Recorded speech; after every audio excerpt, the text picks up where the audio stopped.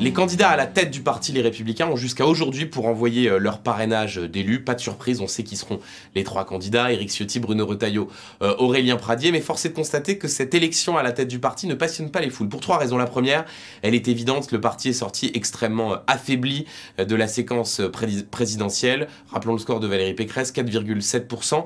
Il est forcé donc aujourd'hui de jouer les seconds rôles. Deuxième raison de ce désintérêt, Laurent Wauquiez, Xavier Bertrand, ceux qui prétendent être candidats en 2027, eh bien considèrent qu'il faut passer outre le parti comme s'il portait malheur et préfèrent rester un pied dehors, un pied dedans. Enfin, troisième raison de ce désintérêt, ce n'est pas leur faire offense que d'affirmer que les trois candidats ne font pas partie des élus de tout premier plan aux yeux des Français. Est-ce que pour autant on devrait se désintéresser de cette élection? Eh bien évidemment non, parce qu'elle est le symptôme tout à fait éclairant de l'incroyable rétrécissement idéologique du parti Les Républicains. Bien sûr, il y a des différences de ligne entre le libéral sécuritaire Éric Ciotti, le conservateur Bruno Retailleau, l'iconoclaste Aurélien Pradié, mais où est le centre droit? Où est la ligne pro-européenne? Où est le jupéisme? Eh bien au fond, cette ligne-là, elle est au gouvernement et dans la majorité, avec Gérald Darmanin, Bruno Le Maire, Édouard Philippe, comme si au fond, eh bien l'on constatait que celui qui allait être élu à la tête du parti Les Républicains,